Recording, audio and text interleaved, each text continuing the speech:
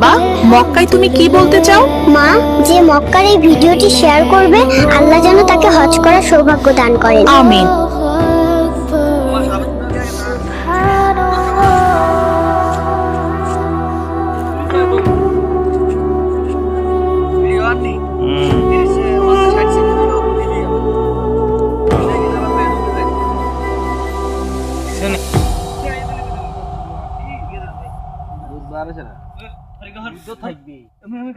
Target কত দিন?